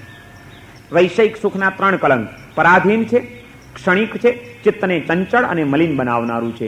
આધ્યાત્મિક સુખ, આત્માનું સુખ સ્વાધીન છે, શાશ્વત છે, ચિત્તને શાંત અને પવિત્ર બનાવનારું છે. આ બે ભેદરેખાઓને સમજી લેવી બહુ જરૂરી છે. અને એ જો સમજી જશે તો આ વિનય વિજયજી મહારાજનો આ ત્રીજો શ્લોક આપણે સમજી શકીએ એમ છીએ કે એમણે એમ કીધું કે આ શાંત સુધારસ સાંભળવા માટે તે જ તૈયાર થજો, એટલા જ લોકો આવજો, એ જ આ સાંભળવાને અધિકારી છે જેનામાં આ બે યોગ્યતા હોય. જો તમને ભવ ભ્રમણનો થાક લાગ્યો હોય અને અનંત સુખની ઝંખના જાગી હોય તો તમે આ ગ્રંથ સાંભળજો, તમને ચોક્કસ એમાંથી કોઈક માર્ગ મળી જશે. આપણને ભવ ભ્રમણનો થાક લાગ્યો છે ખરો. હું એટલે એક ભટકતી જાત, ભટકતો ભટકતો ભટકતો ક્યાંકથી અહીં આવ્યો છું અને અહીંથી વળી પાછા મારે ભમતા ભમતા ભમતા ભમતા ક્યાંક ચાલ્યા જવાનું છે, એનો આપણને ખ્યાલ છે. આપણે એટલે એક પ્રવાસી છીએ, કાયમના રહેવાસી નહીં. આ પહેલી વાતને સમજી લેવી પડશે. અને એવા પ્રવાસી તરીકેના પ્રવાસમાં એવું કોઈક સુખ મેળવી લેવું છે કે જે સુખ મેળવ્યા પછી કોઈ દિવસ છૂટી ન જાય, એનો અંત ના આવે, એવું મારે તો નિર્ભેળ સુખ જોઈએ છે.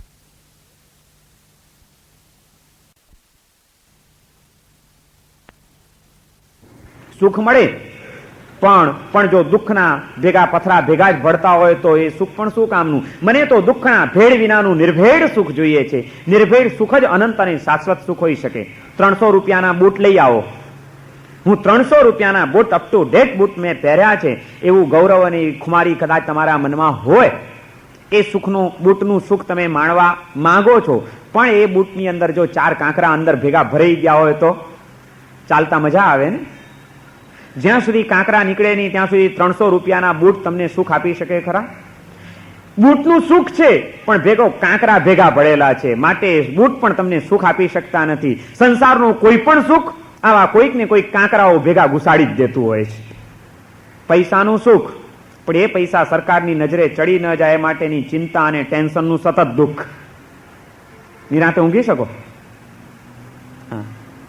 કચ્છના કોક ગામડામાં આખો દિવસ હળ ખેડીને ખેતી કરીને થાક્યો પાક્યો ખેડૂત તૂટી ફૂટી ખાટલીની અંદર પડતાની સાથે જેટલો નિરાંતે ઊંઘી જતો હશે, એટલી જ નિરાંતથી તમે તમારા એર કન્ડિશન બેડરૂમની અંદર ડંલો પીલોના ગાદલાની અંદર પડતાની સાથે ઊંઘી જતા હશો ને? કેમ સુખી નથી? પૈસાનું સુખ મળ્યું છે પણ એ સુખ કરતા ચડિયાતી ચિંતાનું દુઃખ ભેગું પડ્યું છે. પત્નીનો સંયોગ મળ્યો છે પણ સતત એનું મન સંભાળવું, ક્યાંક એને ખોટું લાગી ન જાય, ક્યાંક ઓછું આવી ન જાય, ક્યાંક એને આડું પડી ન જાય, સતત સંભાળીને જ ચાલવાનું. આજના સંસારના સંબંધો કેવા? સતત એકબીજાનું મન સાચવ્યા વિના ચાલે જ નહીં તો તરત જ તૂટી જતા વાર ન લાગે. થોડીક ક્ષણોનું સુખ, સતત એટેન્શનમાં રહેવાનું દુઃખ. કયું સુખ તમે મને બતાવો એવું છે સંસારનું કે જેમાં દુઃખની કોઈ ભેળસેળ થયેલી ન હોય? બધા ભેળસેળિયા સુખો છે, બધા પરાધીન સુખો છે.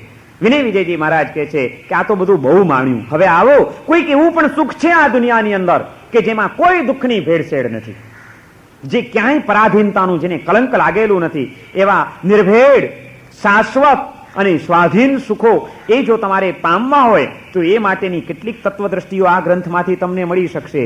એટલે જો એ ઈચ્છા હોય તો શું કરજો તમે? ભવ ભ્રમણનો થાક લાગ્યો હોય અને અનંત સુખની ઝંખના જાગી હોય તો વિનય વિજયજી મહારાજ કહે છે કે શૃણુત તત્સુધિય શુભ ભાવના મૃત રસમ મમ શાંત સુધારસમ. તો તમે મારો આ શાંત સુધારસ નામનો જે ગ્રંથ કે જેમાં મેં શુભ ભાવનાઓનો અમૃત રસ ઠાંસીને ભર્યો છે, એવો ગ્રંથ તમે સાંભળો. એ આપણને પ્રેરણા કરે છે, ઉત્તેજિત કરે છે. ગ્રંથ સીધી વાતો નથી કરતા પોતાની, એ પહેલા તો આપણું આમ આકર્ષણ જન્માવી રહ્યા છે કે જો તમારી આવી ઈચ્છા હોય તો કંઈ મારે નથી કેવું, અમલ તો પછી કરજો, પહેલા તમે એકવાર મારો આ ગ્રંથ સાંભળો આવો. પણ જો આટલી ઈચ્છા હોય તો સાંભળવાની પ્રેરણા કરે છે, કારણ કે સાંભળવું એ પણ એક બહુ મોટી સાધના છે. આજે આપણે એક મોટી ગેરસમજ ચાલી રહી છે. ઘણા બધા લોકો અમારી આગળ આવીને ફરિયાદ કરતા હોય છે, મારા સાહેબ તમે લોકો સાધુઓ વ્યાખ્યાનો આપ્યા કરો, 4-4 મહિના વ્યાખ્યાન આપો, પણ આ સમાજ કોઈ સુધરવાનો નથી. લોકોને સાંભળવાની પણ હવે ટેવ પડી ગઈ છે, સાંભળ્યા જ કરે છે, બધાનું સાંભળે છે, વ્યાખ્યાન સાંભળે છે, બાકી જીવનમાં કોઈ પરિવર્તન નથી. એ જ ગરેડ ચાલી રહી છે. આમાં શું વળવાનું હતું? મારા સાહેબ નક્કામાં તમે ઘાંટા તાણો છો ને કલાકો બગાડો છો. આવા નિરાશાવાદી માણસો, નેગેટિવ થિંકિંગ કરનારા માણસો, બધી બાજુ ઊંધું જ વિચારવાની જેને ટેવ પડી છે, એ લોકો સમાજને પણ આ જ રીતે જોતા રહે છે અને ફરિયાદો કરતા રહે છે. સમાજ કોઈ દિવસ સુધરતો જ નથી. સાધુઓ વ્યાખ્યાનો વાંચ્યા કરે, શું પરિવર્તન છે? કાંઈ અર્થ નથી આનો. ખોટી વાત છે. આ નિરાશાવાદી માનસ છે આપણું. વિનય વિજયજી મહારાજ કહે છે કે અમલની વાત પછી છે, તમે સાંભળો. ચાલો, સાંભળવું એ પણ એક મોટી સાધના છે. સાંભળેલું ક્યારેય નકામું જતું જ નથી. એ જે બીજ પડી ગયા સબકોન્શિયસ માઇન્ડની અંદર, જે આ સંસ્કારો પડી જશે, આ સંસાર એટલો બધો વિચિત્ર છે, એવો વિષમ છે કે આ સંસારમાં ક્યાંક ને ક્યાંક, ક્યારેક ને ક્યારેક કોઈક થપાટ લાગવાની જ છે દરેક માણસને. અને જે દિવસે સંસારની થપાટ લાગશે તે દિવસે આ તત્વદ્રષ્ટિઓના જે બીજ પડ્યા હશે સબકોન્શિયસ માઇન્ડની અંદર, એ બધા જાગૃત થઈ જશે, કોન્શિયસ માઇન્ડમાં આવી જશે. અને એ દિવસે જીવનનો એક પરિવર્તનનો તબક્કો આવી ગયા વિના રહેશે નહીં. માત્ર માણસે સાંભળ્યું હશે તો પણ એ કામનું છે, નકામું કંઈ જ જતું નથી. સાંભળો. અમે તો પૂર્ણ આશાવાદી છીએ. અમને લોકોને પણ ઘણા નિરાશાવાદી બનાવવા આવે. મારા સાહેબ, તમને નથી લાગતું કે આ બધું નકામી તમારી મહેનત છે? હું કહું ના, મને જરાય નથી લાગતું નકામી મહેનત છે. કારણ કે આશાવાદ અમારા માટે એ છે કે આ બધા એવા યોગ્ય જીવો છે. દરેકની અંદર યોગ્યતા તો પડેલી જ છે, બીજ પડેલું છે. એક સંસ્કારી માતા પિતાનું બીજ પડેલું છે દરેકની અંદર. આ બહુ મોટી યોગ્યતા છે કે આ જમીન તો ફળદ્રુપ છે જ, એમાં ખરેખર સાચા ખાતર પાણીની જરૂર છે. અમે લોકો મહેનત કરીએ છીએ ખાતર પાણી નાખવાનું. એ જમીનમાં નાખેલું બીજ કોઈ દિવસ નકામું જવાનું નથી. આજે ભલે જમીનમાં બીજ નાખો તો આજે ને આજે ઉગેલું ન દેખાય, પણ અભણ ગણાતા ખેડૂતોમાં જેટલી અક્કલ હોય છે એટલી શિક્ષિત ગણાતા આપણા લોકોમાં નથી હોતી.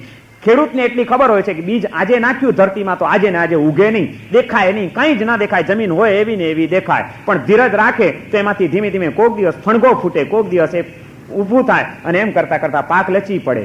આપણે તો આજે મહારાજનું વ્યાખ્યાન સાંભળ્યું ને આજે જ જાણે એનું જીવન બદલાઈ જવું જોઈએ. એટલી બધી ઉતાવળ આપણને આવી ગઈ છે, ધીરજ જ નથી. કે અમે બીજું કંઈ નથી કરતા, બિયારણ નાખીએ છીએ આ ધરતીની અંદર. એ તમારા લોકોની ધરતીમાં ચાલ્યું જવાનું છે બિયારણ. અને અમને ખાતરી છે કે ધરતી એવી ફળદ્રુપ છે, એવા સંસ્કારી માતા પિતાનું એક બીજ પડેલું છે તમારામાં, કે આ અમારા નાખેલા બીજ, એ બિયારણ નકામું જવાનું નથી. આજે નહીં તો કાલે પણ એમાં કોક દિવસ ફણગો ચોક્કસ ફૂટશે.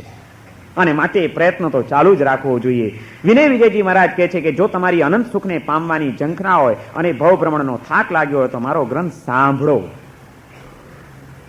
પણ સાંભળવાનું કેવી રીતે? સાંભળવાની એમણે પ્રેરણા તો કરી, પણ સાથે સાંભળવાની રીત પણ સમજવી જોઈએ. કેવી રીતે સાંભળવાનું? સાંભળતા આવડે છે ખરું આપણને? ચાલો, અમલ કરવાની વાત પછી જ. સાંભળતા આવડે ખરું? હું તમને પૂછું કે 3 દિવસ પહેલા સાંજ સુધારસના પહેલા વ્યાખ્યાનમાં મેં શું કીધું હતું, તો હમણાં તમે ફટાફટ કહી દેશો પોઈન્ટ કમસે કમ કે આટલા પોઈન્ટ આવ્યા હતા. આજથી 4 દિવસ પછી પૂછીશ કે વૈષયિક સુખ અને આધ્યાત્મિક સુખ બેની વચ્ચેનો ફરક શું, તો તમે ચોક્કસ સમજાવી શકશો ને કે વૈષયિક સુખ પરાધીન છે, ક્ષણિક છે, ચિત્તને ચંચળ અને મલિન બનાવનારું છે. આધ્યાત્મિક સુખ સ્વાધીન છે, શાશ્વત છે, મનને શાંત અને પવિત્ર બનાવનારું છે. સાંભળવાની પ્રેરણા કરે છે, પણ સાંભળવાની રીત પણ શીખવી જોઈએ. એક નગરની અંદર એક રાજા હતો. રાજા કળા પ્રેમી, જ્ઞાન પ્રેમી, વિદ્વાન માણસો હોય, કળાકારો હોય, એની બધાની કદર કરનારો, અને એ રીતે એની ખ્યાતિ પણ ચારે બાજુ ફેલાયેલી કે આ રાજા કળાકારોની કદર કરનારો છે. એક નાનકડા ગામડાની અંદર એક કળાકાર રે જાત જાતના પૂતળા બનાવવામાં બહુ એક્સપર્ટ હતો. એણે એક દિવસ 3 પૂતળા બનાવ્યા, એક જ સાઈઝના, એક જ ઢબના, એક જ રૂપ રંગના, બિલકુલ જાણે કે બીબામાંથી કાઢ્યા હોય એવા એક સરખા 3 પૂતળા. મેક ફરક નહીં, કોઈ જ કશો જ એમાં. એવા 3 પૂતળા એને સરસ બનાવ્યા. હકીકતમાં ત્રણેયમાં ફરક હતો, પણ દેખાવમાં કોઈ ફરક નહીં. એવા 3 પૂતળા લઈને એમાં એને એવી પોતાની કળા ઠાલવી દીધી હતી. અને એણે સાંભળ્યું કે આ નગરનો રાજા કળાકારોનું સન્માન કરનારો ને કદર કરનારો છે, લાવ એની પાસે જઈને મારી કળાની કદર કરાવું. દૂર દેશાવરથી મુસાફરી કરતો કરતો પોતાના 3 પૂતળા લઈને આવ્યો છે રાજસભાની અંદર. રાજાને નમસ્કાર કર્યા. રાજા પૂછે છે, ક્યાંથી આવો છો ભાઈ? દૂર દેશથી આવું છું, હું એક નાનકડો કળાકાર છું, મારી કળાની કદર કરાવવા માટે આપની રાજસભામાં આવ્યો છું, આપની ખૂબ ખ્યાતિ સાંભળી છે. અચ્છા, બહુ સારું કર્યું, જરૂર, ભલે આવ્યા, બતાડો તમારી શું કળા છે. અને તરત જ એણે પોતાના થેલામાંથી 3 પૂતળા કાઢ્યા કે રાજન, આ 3 પૂતળા છે. આ 3 પૂતળામાંથી આ પહેલું પૂતળું છે એની કિંમત 100 રૂપિયા છે, બીજું પૂતળું છે એની કિંમત 1000 રૂપિયા છે, અને ત્રીજું પૂતળું જે છે એની કિંમત લાખ રૂપિયા છે. આ 3 પૂતળા છે, એકની કિંમત 100, એકની 1000 અને એકની લાખ રૂપિયા છે. કયા પૂતળાની કઈ કિંમત છે? આડાવડા કરી નાખ્યા. કયું 100નું છે, કયું લાખનું છે ને કયું 1000નું છે? રાજન, એ આપને ત્યાંના કળા પરીક્ષકો એની પરીક્ષા કરે અને પછી મારી યોગ્ય કદર થાય એવી હું અપેક્ષા રાખું છું. રાજાએ પૂતળા હાથમાં લીધા. આગળ ઉલટ સુલટ કરીને બધું જુએ છે, ક્યાંય કોઈ ફરક દેખાતો નથી. રાજા ચક્કરમાં પડી ગયો કે આમાંથી કયું 100નું, કયું 1000નું, કયું લાખનું કંઈ ખબર પડતી નથી. આનું મૂલ્યાંકન કેવી રીતે કરવું? બીજા પણ કલાકારો હતા રાજાની રાજસભામાં નગરના. એ કલાકારોને બોલાવ્યા કે ભાઈ આવો, તમે કંઈક આનું નિવેડો લાવો, કંઈક પરીક્ષા કરો, કયું પૂતળું કઈ કિંમતનું છે બતાડો. ભલભલા કલાકારો આવ્યા, બધા છક્કડ ખાઈ ગયા. કોઈ નક્કી કરી શકતું નથી કે આમાંથી કયું પૂતળું લાખનું છે, કયું 100નું છે ને કયું 1000નું છે. બધા આવીને પાછા બેસી ગયા, નિરાશ થઈ ગયા. રાજા કે ભાઈ અમને તો કંઈ સમજ પડતી નથી, હવે તમે જ બતાડો કલાકાર. અને પેલો કલાકાર આવ્યો, એને કીધું કે જુઓ આ પૂતળું 100નું છે, આ 1000નું છે ને આ લાખનું છે. પણ રાજા કે તમે કહો એટલે અમારે માની લેવાનું? કે તમે કીધું આ 1000નું એટલે અમારે 1000નું, તમે કહો લાખનું? ફરક તો બતાવો, શું ફરક છે? તો કે ફરક આપે જોવો હોય તો એ માટે મને એક દોરી લાવી આપો, ઝીણી દોરી, અને એક મીણબત્તી લાવી આપો, મીણ લાવી આપો થોડુંક. ભલે એક કડક દોરી લાવ્યા, એની ઉપર એને મીણ ચણાવીને બરોબર એને કડક બનાવી દીધો દોરો. એ દોરાને પહેલું પૂતળું હતું 100 રૂપિયાનું, એને બીજું કંઈ જ નહોતું કર્યું, પણ એના કાનમાં ફરક હતો. પહેલું પૂતળું હતું ત્યાં આગળ આમ એને દોરો નાખ્યો, કાનની અંદર કાણું હતું જ નહીં, કાન બંધ જ હતા, એટલે દોરો અંદર ગયો નહીં, ખાલી કાનને અડ્યો, બસ એટલું જ. બીજું જે પૂતળું હતું એને કીધું કે આ મારું પૂતળું 100 રૂપિયાનું છે. બીજું જે પૂતળું હતું એમાં પૂતળાની રચના એવી હતી કે કાન અહીંથી કાણું આરપાર હતું, અહીંથી આતું કાણું સીધું આ બાજુ નીકળતું હતું. એને પેલો કડક દોરો નાખ્યો અંદર, સીધો અહીંથી નાખ્યો એટલે સીધો સ્ટ્રેટ નીકળી ગયો, આ બાજુના કાનના કાણામાંથી બહાર નીકળ્યો. કલાકાર કહે છે કે આ પૂતળું મારું 1000 રૂપિયાનું છે. અને ત્રીજું એક પૂતળું હતું, એમાં એને દોરો નાખ્યો, એમાં અહીંથી કાણું હતું, દોરો જતો હતો, પણ અંદરની રચના એવી હતી કે અહીંથી દોરો જઈને સીધો અંદર ઉતરી જતો હતો, બહાર નહોતો નીકળતો. અને કલાકારે કીધું કે આ ત્રીજું પૂતળું છે એ 1,00,000 રૂપિયાનું છે.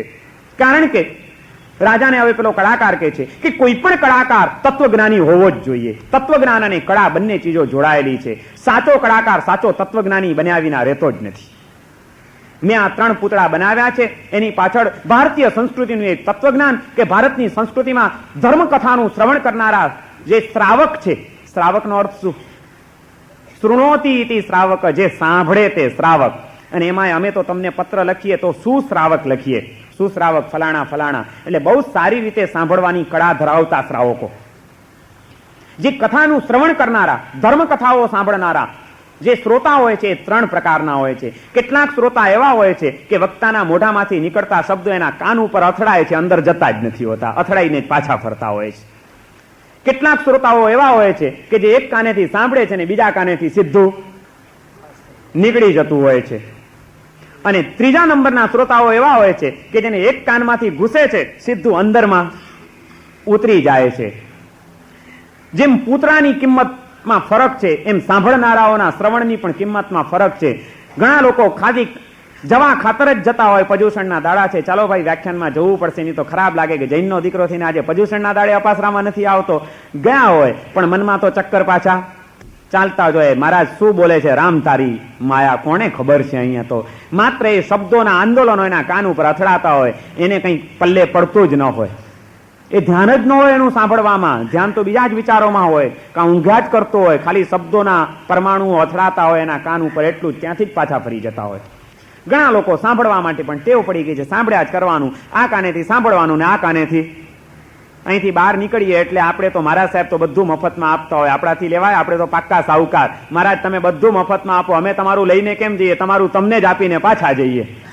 મફતનું લેવાય કઈ? આ કાનેથી સાંભળ્યું, આ કાનેથી કાઢી નાખ્યું, નીકળી ગયા, બહાર રવાના થઈ ગયા. આપણે લેવા કે દેવા? અને સાચા તત્વજ્ઞાની શ્રોતાઓ હોય છે, સાચા જિજ્ઞાસુ હોય છે, જે ખરેખર કંઈક જિજ્ઞાસા લઈને આવતા હોય છે. એ લોકો તો એક એક શબ્દ એવી રીતે સાંભળે છે, એક એક વાતને એટલા ધ્યાનપૂર્વક સાંભળે છે એટલું જ નહીં, પણ સાંભળીને એવી એને હૃદયમાં ઉતારી દે છે. ઘરે જઈને પણ એનું ચિંતન ચાલે છે, એની ચર્ચા ચાલે છે, એ વાતોને હૃદયસ્થ કરે છે. ભલે જીવનમાં અમલમાં ના આવે પણ એ વાતો તો હૃદયમાં ઉતરી જાય છે. અહીંથી ગયું સીધું અંદરમાં ઉતરી ગયું. અને એ રીતે જે શ્રવણ કરે છે એનું શ્રવણ 1,00,000 રૂપિયાની કિંમતનું બની જાય છે.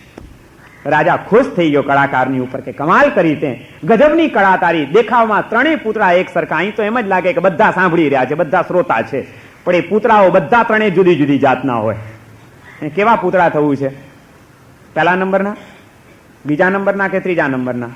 શાંત સુધારસ ગ્રંથ સાંભળવાની વિનય વિજયજી મહારાજ પ્રેરણા કરે છે કે જો ભવભ્રમણનો થાક લાગ્યો હોય અને અનંત સુખની ઝંખના જાગી હોય તો તમે આ મારો ગ્રંથ સાંભળજો. પણ એ સાંભળવાની વાત કરતા પહેલા મારે જાણી લેવું છે કે આપણે કેવા શ્રોતા થવું છે. પહેલા નંબરના, બીજા નંબરના કે ત્રીજા નંબરના. ભર્તૃહરિએ પણ શ્રોતાના 3 પ્રકાર બતાડ્યા છે. ભર્તૃહરિ જાણીતા સંત થઈ ગયા, જેની સાથે પિંગલાનું નામ જોડાયેલું છે. એ ભર્તૃહરિએ અનેક શ્લોકોની રચના કરી છે. એમાં એમણે એક ઠેકાણે આ વિશ્લેષણ કર્યું છે કે ધર્મની કથા સાંભળનારા શ્રોતાઓ 3 પ્રકારના હોય છે. એને 3ને એમણે ઉપમા આપી છે. પહેલા પ્રકારના શ્રોતા એમણે બતાડ્યા ધગધગતા તવા જેવા. તવો હોય ને ગરમ થઈ ગયેલો, એની ઉપર પાણીનું ટીપું પડે તો પડતાની સાથે છૂ તરત જ સુકાઈ જાય, છમ કરતું. પહેલા ભર્તૃહરિએ 3 શ્રોતા બતાડ્યામાં પહેલો શ્રોતા ધગધગતા તવા જેવો, પાણી પડે ને સુકાઈ જાય. બીજા નંબરના શ્રોતા કીધા કમળની પાંદડી જેવા, ફૂલની પાંદડી જેવા, પુષ્પની પાંદડી જેવા. પુષ્પની પાંદડી ખીલેલી હોય, ધગધગતા તવા ઉપર પાણીનું ટીપું પડે તો પડતાની સાથે જ નષ્ટ થઈ જાય, એનું અસ્તિત્વ રહે ખરું? ખલાસ. કમળની પાંદડી ઉપર ઝાકળનું બિંદુ પડ્યું હોય એ થોડોક ટાઈમ સુધી રહે, પણ જરાક પવન આવ્યો અને ફૂલ હાલ્યું તો એની ઉપર રહેલું ઝાકળનું બિંદુ ખરી પડતા વાર ન લાગે, થોડોક ટાઈમ તકે છે પણ પછી ખરી પડે છે. અને ત્રીજા કીધા સ્વાતિ નક્ષત્રની અંદર મોતી છીપની અંદર જે પાણી પડે છે જેમાંથી મોતી પાકે છે, એટલે છીપ જેવા કીધા. ધગધગતા તવા જેવા, કમળની પાંદડી જેવા અને સ્વાતિ નક્ષત્રની છીપ જેવા. શ્રોતા 3 પ્રકારના. કેટલાકની હૃદયની ધરતી ઉપર પડેલું જ્ઞાની પુરુષોની વાણીનું પાણી પડતાની સાથે જ ખલાસ થઈ જાય, ટકતું જ નથી. એ સાંભળે કે ન સાંભળે બધું બરાબર બની જતું હોય છે.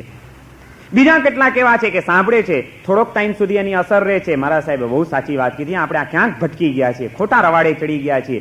એ થોડીક વાર પણ બહાર ગયા અને કોઈક વળી સાંસારિક આસક્તિનું કોઈક વિચિત્ર નિમિત્ત મળે છે, એ નિમિત્તનો વાયરો વિંજાય એટલે પેલું પાણી પાછું ખરી પડતા વાર નથી લાગતી. એ બધું થોડોક ટાઈમ સુધી રહે છે, પછી પાછું ખરી પડે છે. અને ત્રીજા શ્રોતા છે સ્વાતિ નક્ષત્રની અંદર રહેલી છીપ. એમાં તો એ સ્વાતિ નક્ષત્રમાં વરસાદનું ટીપું પડે પાણીનું અને મોતી થઈને બહાર પડે. એમ જ્ઞાની પુરુષોની, સંતોની વાણી એના હૃદયની ધરતીમાં પડે છે, છીપમાં, અને એની ઉપર ચિંતન કરીને એને સેવીને એમાંથી મોતી પકવે છે, અદ્ભુત પરિણામના મોતી પકવે છે. આપણે કેવા શ્રોતા થવું છે? ભર્તૃહરિએ આ 3 પ્રકાર બતાડ્યા છે. ધગધગતા તવા જેવા નહીં થતા કે અહીં જ પડ્યું ને અહીં જ ગયું. કમળની પાંદડી જેવા પણ નહીં થતા કે થોડોક ટાઈમ રહ્યું ને વળી પાછા એની અસરમાંથી મુક્ત. પણ આપણે તો એ છીપની અંદર એવું સંગ્રહી લેવાના છે આ બધા બિંદુઓને કે એ બિંદુ છીપની અંદર સંગ્રહાયેલા હશે તો કોક દિવસ એમાંથી અદ્ભુત ચિંતનના મોતી, તત્વદ્રષ્ટિના મોતીઓ પાકી જશે. પકવવા છે મોતી તો સાંભળવાની જે પ્રેરણા વિનય વિજયજી મહારાજે કરી છે એ માટે સાચા શ્રોતા બનવાનું છે. સાચા શ્રોતા 3જા નંબરના પૂતળા જેવા થજો અને કાં સ્વાતિ નક્ષત્રની છીપ જેવા થજો, તો આ શાંત સુધારસનું શ્રવણ એ આપણા માટે લાખ રૂપિયાની કિંમતનું બની જશે. પણ આવું શ્રવણ કોણ કરે કોણ? પહેલી શરત શું મૂકી વિનય વિજયજી મહારાજે? અનંત સુખની ઝંખના જાગી હોય તે. આપણને અનંત સુખ જોઈએ છે ખરું ભાઈ? હે ભાઈ, શું અનંત સુખ ક્યાં હોય? ક્યાં મળે સંસારમાં? અનંત સુખ આપણને જોઈએ છે, મુક્તિનું સુખ જોઈએ છે, તમામ વાસનાઓથી મુક્તિ, કર્મોના બંધનોથી મુક્તિ, દુષ્ટ સંસ્કારોથી મુક્તિ બધાથી મુક્ત થવાનું જે એક સુખ છે એ મુક્તિનું સુખ આપણને જોઈએ છે. અનંત સુખની ઝંખના જાગી છે. મને કહે છે રોજ ભગવાનને પ્રાર્થના કરે છે કે હે ભગવાન જલ્દી મોક્ષ અપાવો. કરો છો? કેવી પ્રાર્થના? એક દેરાસરમાં એકવાર હું દર્શન કરવા ગયો હતો. અહીંની વાત નથી કરતો, બીજે ઠેકાણેની. દર્શન કરવા ગયો એક દેરાસરની અંદર. હું ચૈતવંદન કરતો હતો, મારી આગળ એક બીજા કોઈ ભાગ્યશાળી ચૈતવંદન કરતા હતા. ચૈત્યવંદનના સૂત્રો એને બોલ્યા અને પછી સ્તવન ગાવાનું આવ્યું. એટલે એને તો સ્તવન શરૂ કર્યું અંતરજામી સુણાય લવેશ્વર, એવા જોરથી રાગડા પાડી પાડીને ગાવા માંડ્યો. અને પછી તો ધીમે ધીમે તો એવો આમ તાનમાં આવી ગયો, આપો આપો ને મહારાજ અમને શિવ સુખ આપો, આપો આપો ને. અને પછી તો આમ હાથની એક્શન એને શરૂ કરી, આપો આપો ને મહારાજ અમને મોક્ષ સુખ આપો. હું પાછળ બેઠો બેઠો જોઉં, મેં કીધું આ માણસને મોક્ષ સુખની કેટલી બધી તાલાવેલી જાગી ગઈ છે. બિચારો પોકાર પાડી પાડીને ભગવાનને કહે છે કે આપો આપો ને મહારાજ, આપો આપો ને મહારાજ. મેં કીધું આને હવે શિવ સુખ જબરજસ્ત જોઈએ છે, જ્યાં સુધી ન મળે ત્યાં સુધી બિલકુલ ચેન નથી. અને આવા ભાવિક માણસની ઉપર પ્રેમ કોને ન પ્રગટે? મને એની પર બહુ પ્રેમ થઈ ગયો. મેં કીધું ચોક્કસ આપણે આને મદદ કરવી જોઈએ. હું દેરાસરમાંથી દર્શન કરીને બહાર નીકળીને ઉભો રહ્યો. મેં કીધું આ ભગત બહાર નીકળે એટલી વાર પેલા ભગત ચૈતવંદન પૂરું થયું, સ્તવન પૂરું કર્યું, જય વિરાય ફટાફટ બોલી અને બહાર નીકળ્યા. બહાર નીકળ્યા એટલે તરત જ મેં એનું કાંડું પકડ્યું. મેં કીધું ભાઈ ચલો મારી સાથે. મને કે ક્યાં મહારાજ સાહેબ? ચાલો મારી સાથે. મને કે કેમ? મેં કીધું તમારે જે જોઈએ છે ને એ તમને અપાવું. મને કે શું? મેં કીધું હમણાં તમે કહેતા હતા ને ભગવાનને આપો આપો ને મહારાજ અમને શિવ સુખ, ચાલો તમને શિવ સુખ અપાવું. ભગવાનના રિપ્રેઝેન્ટેટિવ છીએ અમે, મોકલ્યા છે અમને ભગવાને એનું કામ કરવા માટે, હાલો. મને કે નહીં નહીં મહારાજ સાહેબ જલ્દી કરો, મને હમણાં છોડો, હું પછી તમને મળીશ, મને મોડું થાય છે ઓફિસે જવાનું. અરે મેં કીધું તમે હમણાં ભગવાન આગળ હાથ લાંબા કરી કરીને કહેતા હતા આપો આપો ને મહારાજ. નહીં નહીં કે મહારાજ સાહેબ હું તો સ્તવન બોલતો હતો. કે એ તો સ્તવન બોલતો હતો, એને ક્યાં શિવ સુખ જોઈએ છે? પણ ટેપ રેકોર્ડર જ વાગતી હતી, કેસેટ. મને કે મહારાજ સાહેબ હું તો સ્તવન બોલતો જ. મેં કીધું સ્તવન તો સ્તવન, એ તો મને બી ખબર છે તમે સ્તવન બોલતા હતા, પણ સ્તવનમાં તમે હાથ લાંબા કરી કરીને આ જ માગતા હતા ને કે આપો આપો ને મહારાજ અમને શિવ સુખ આપો, મોક્ષ સુખ જોઈએ. નહીં પણ મહારાજ સાહેબ મારું બનાવેલું નથી સ્તવન. જુઓ ધીમે ધીમે આગળ વધે છે. મને કે મહારાજ સાહેબ મેં નથી બનાવ્યું સ્તવન, એ તો કોકે બનાવ્યું છે, અમે તો ગાઈ જઈએ, બાકી અમારે કઈ શિવ સુખ જોઈએ છે? બધા નાટક, માત્ર ઘરેડ, કાંઈ મળે નહીં. હૃદયની કોઈ તમન્ના, કોઈ સાચી જિજ્ઞાસા, કોઈ અંતરની પ્રાર્થના. આપણે મુક્તિની વાતો કરીએ છીએ, મુક્તિ આપણને ક્યાં જોઈએ છે? પણ મોક્ષ સુખની કલ્પના પણ છે ખરી આપણને? સવારના પોરમાં પ્રતિક્રમણ કરે અને સિમંદર સ્વામીનું ચૈતવંદન કરે અને એમાં શું બોલે? શ્રી શ્રી મંદર જગધણી આ ભરતે આવો, પછી કરુણા કરી અમને વંદાવો. શું કામ બોલાવો છો ભગવાનને? પાછું ભગવાનને કે પછી કે સળ સંગ છંડી કરી ચારિત્ર લઈશું, પાય તુમારા સેવીને શિવરમણી વરસું. અહીંની રમણી ઓછી પડી તો શિવરમણીનો મોહ જાગ્યો છે. હજી અહીંની રમણીમાંથી મન ઉઠતું નથી ને શિવરમણીની વાતો કરવી છે આપણે. સહેલ સંગ છંડી કરી ચારિત્ર લઈશું, આપણે ચારિત્ર લેવું છે. સિમંદર સ્વામી ભગવાન આ તો હારું છે, ભગવાન ત્યાં બેઠા બેઠા ઓળખે છે કે આ એક એક નંગ કેવા છે બધા, એટલે આવતા જ નથી મહાવિદ્ય ક્ષેત્રમાંથી અહીં આગળ આપણને પકડવા. બાકી આપણે ભલે ને રાડો પાડીએ સહેલ સંગ છંડી કરી ચારિત્ર લઈશું, સિમંદર જગધણી આ ભરતે આવો. ભગવાનનું શું કામ છે અહીં આ ભરત ક્ષેત્રમાં આવે મહાવિદ્ય છોડીને? પણ આપણા જેવા ઠગ ભગતોને માટે આપણને શિવ સુખ જોઈએ છે. આ ભરત ક્ષેત્રના મનુષ્યોએ બધાને થકવી નાખ્યા છે અને કેટલા અહીંથી પાછા ગયા છે. તમને ખબર છે એક વાર છે ને વૈકુંઠની અંદર બ્રહ્માજી એકલા બેઠા હતા, વિષ્ણુ ભગવાન એકલા બેઠા હતા ઉદાસ ચહેરે. એટલામાં ફરતા ફરતા નારદજી ત્યાં પહોંચી ગયા. નારદજી પહોંચ્યા, નારદજીએ જોયું કે આજે પ્રભુ કંઈક ઉદાસ દેખાય છે. એટલે નારદજી કહે છે કે પ્રભુ આજે કંઈ આપ ઉદાસ, શું વાત છે? ભગવાન કે ભાઈ કંઈ તકલીફ નથી. ના પ્રભુ કંઈક તકલીફ હોવી જોઈએ, આપ આટલા બધા ઉદાસ. ભગવાન કે છે ભાઈ તકલીફ તો બીજી કંઈ નથી, બધું અહીં સુખ છે, પણ એકલા એકલા કંઈ ટાઈમ પાસ થતો નથી, અહીં કોઈની કંપની નથી. કોઈની કંપની મળી જાય તો મજા આવે. ઓહો પ્રભુ આપને કંપની જ જોઈએ છે ને, એટલી જ વાત છે. કાંઈ વાંધો નહીં પ્રભુ, એમાં શું, આપને કોઈક સારામાં સારી કંપની આપે એવો એકાદો ભગત લઈ આવું અહીં. આમે ભરત ક્ષેત્રની અંદર, આ પૃથ્વીની અંદર મર્ત્ય લોકમાં મનુષ્યો બિચારા ટળવડે છે, ક્યારે વહેલું વૈકુંઠ મળે, ક્યારે અમને મોક્ષ મળે, મુક્તિમાં જવાની તો દૌ સૌની ભાવના છે. કોઈક એવા ભગતને લઈ આવું, આપને કંપની મળશે અને એનો બિચારાનો ઉદ્ધાર થઈ જશે. ભગવાન કે નારદજી તમારી વાત ઠીક છે, પણ આ મર્ત્યલોકના માનવો એ માત્ર વાતો જ કરતા હોય છે અને વૈકુંઠના ગાણા જ ગાતા હોય છે, બાકી ખરેખર કોઈ વૈકુંઠમાં આવવા માંગતું જ નથી, કોઈ તૈયાર નહીં થાય. પ્રભુ એવું નહીં કરો, ખોટી વાત. પ્રભુ હું જાણું છું કેટલાક ભાવિકો તો કેટલા બિચારા બસ એ સંસારમાં રહ્યા હોય છે, પણ એનો જીવ સંસારમાં નથી હોતો. પ્રભુ હું ચોક્કસ લઈ આવું. ભલે તો લઈ આવો, તમને વિશ્વાસ હોય, બાકી મને કંઈ ભરોસો છે નહીં આ મનુષ્ય લોકના માનવો ઉપર, માટે તમને ધક્કો ન પડે. ના ના પ્રભુ એમાં ધક્કાનો ક્યાં સવાલ છે, આપની સેવાનો લાભ મળશે, એક જીવનો ઉદ્ધાર થશે અને જવામાં કંઈ વાંધો નથી. પ્રભુ મને જવા દો, હું જાઉં. ભલે તો જાઓ કે તમારી ઈચ્છા હોય તો. નારદજીએ વિચાર કર્યો કે કોઈક ભાવિકને વૈકુંઠમાં લઈ જવો છે, પણ કોને લઈ જવો? એમણે વિચાર કર્યો કે એવા ભાવિક ક્યાં મળે. ત્યાં એમની નજર કચ્છ ઉપર પડી. કે કચ્છની અંદર બહુ ભલા ભોળા લોકો, ભદ્રિક જીવો, એમાં કોઈક સાચો જીવ મળી જશે યોગ્ય, માટે ત્યાંથી પકડું. અને એમણે સીધું પોતાનું ચાર્ટર પ્લેન તૈયાર કર્યું. નારદજીએ ચાર્ટર પ્લેન ઉપાડ્યું ને સીધું ભુજમાં ઉતાર્યું એમણે પ્લેન. એમણે વિચાર કર્યો કે ભુજમાંથી કોઈક ભાવિકને ઉપાડવો, વૈકુંઠમાં લઈ જવો. ભુજમાં પ્લેન ઉતર્યું. નારદજી તો નીકળ્યા. નારદજી નીકળ્યા એટલામાં રસ્તામાં સામેથી એક ભૂદેવ ચાલ્યા આવતા હતા. બ્રાહ્મણ, ત્રિપુંડ તાણેલું, જનોઈ પહેરેલી, ખેસ નાખેલો, હાથમાં પૂજાપો હતો, મંદિરમાં ચાલ્યા જતા હતા. અને નારદજીએ જોયું કે આ કોઈક ભક્ત માણસ લાગે છે, કોઈક ભાવિક છે, માટે હવે ક્યાં બીજાને શોધવા જવો, આને જ ઉપાડવું અહીંથી. એટલે નારદજી સીધા ઉભા રહી ગયા. નારાયણ નારાયણ નારાયણ. ઓહો પ્રભુ, નારદજી આપ? ભૂદેવે તો નમસ્કાર કર્યા. ભૂદેવ ચાલો. પ્રભુ ક્યાં? ભગવાનને એકલા એકલા કંટાળો આવે છે, એમને કંપની જોઈએ છે. મને એમણે કીધું કે કોઈકને વૈકુંઠમાં લઈ આવો, એટલે આવ્યો તો કચ્છ ઉપર નજર ઠરી અને એમાં અહીં આવ્યો. પણ તમને જોયા, ભક્ત માણસ લાગો છો, એટલે વિચાર થયો કે તમને જ વૈકુંઠમાં લઈ જાઉં. આવી ભક્તિ કરનારો માણસ મળે ક્યાંથી? ચાલો તમને વૈકુંઠમાં લઈ જવા આવ્યો છું. ચાલો મારું પ્લેન છે, બેસી જાઓ, તમને વૈકુંઠમાં લઈ જાઉં. વૈકુંઠમાં? મારો અહીં ધંધો કોણ કરશે? અરે કે ધંધાને શું કરવું છે? તમે તો ભગત માણસ, વૈકુંઠમાં લઈ જવો છે. ત્યાં પ્રભુને જરૂર છે કંપનીની. તે કંપનીમાં હું જ મળ્યો, તમારે બેસી જવું તું ને નારદજી? પણ અહીં મને હું કામ મંડાણા? જાઓ ને તમે, મને લઈ જવા આવ્યા છે, મારે કઈ ઉતાવળ નથી. અરે નારદજી વિચાર કરે કે આવો ભગત માણસ મને ના પાડી દેશે ને ઉપરથી કહે છે કે તું જ બેસી જા. તો કે પણ ભાઈ, હું તો ભગવાનને કહીને આવ્યો છું કોઈ ભગતને લઈ આવવો છે, તો હવે મારે કરવું શું? ભૂદેવ, કાં તમે ચાલો, કાં મને રસ્તો બતાડો. ભૂદેવ કે જો હું કંઈ આવું કરું નહીં, મને હજી કંઈ એવી ઉતાવળ નથી, હજી ઘણા કામ છે મારે સંસારમાં. તમારે ખરેખર જો હોય ને, આ કચ્છના લોકો ભલા ભોળા છે એટલે ભક્તિ કરે, બાકી હજી અહીં કોઈને ઉતાવળ નથી. તમારે ખરેખર કોઈને વૈકુંઠમાં લઈ જવા હોય તો અહીં તમે ખોટા આવ્યા છો. જાઓ મુંબઈ જાઓ, મુંબઈ વાળાઓ ત્રાસી ગયા છે હવે સંસારથી.